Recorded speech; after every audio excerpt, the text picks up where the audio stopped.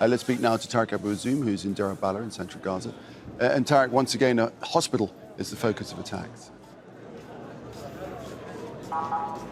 Yeah, it has been a very repeated scenario targeting medical centers across the Strip since the war began back in October 2023.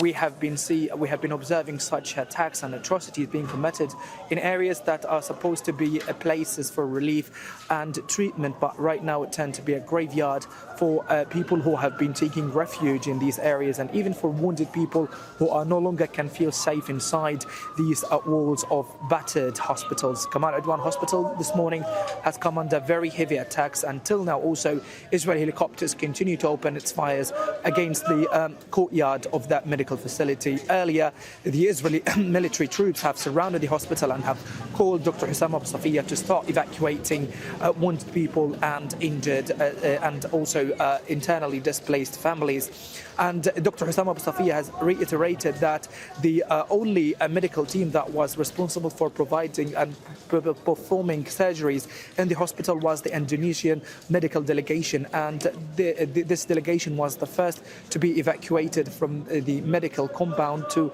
military checkpoints, and later they were transported to the al-Ahli Baptist Hospital. He has described the situation to be overwhelmingly very catastrophic in the hospital. Patients and wounded people are getting treatment on the floor, and he said that medical supplies are about to run out completely from Kamal Adwan Hospital. Also, he added that 2 oxygen generators were targeted at night, and right now the hospital has been left with 2 inexperienced surgeons who were forced to start carrying out surgeries due to the despite the lack of experience and due to the high numbers of wounded people who are in a very desperate need for an urgent medical care.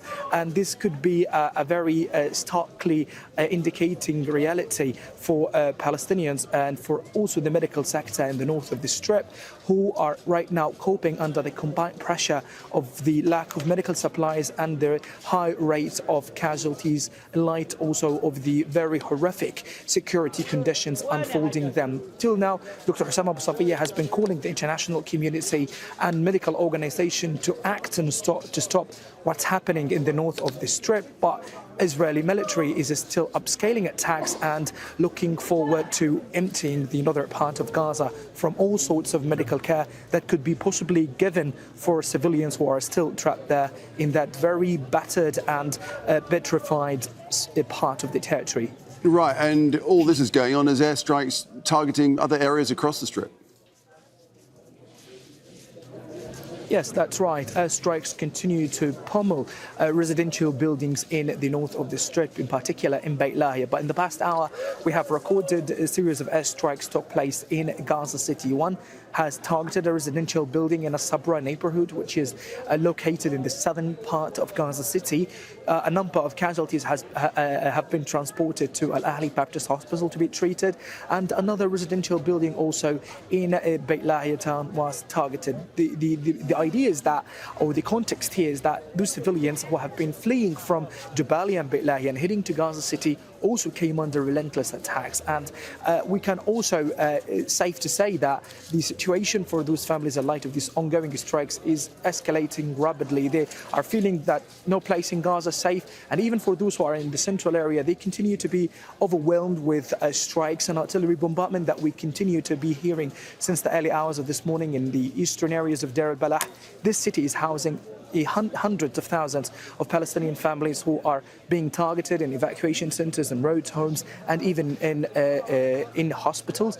But we can say that the situation in the south is absolutely catastrophic. Nobody of us can reach Rafah city due to the untenable security conditions, but medical teams and civil defense workers in coordination with the Palestinian Red Crescent managed to reach that area and started to recover today for Palestinian bodies for people who were killed earlier in different occasions in that city. The vast majority of those who are trying to return back to Rafah, they are looking for flour or any sort of food that they can use to feed the families due to the very soaring humanitarian crisis here in Gaza.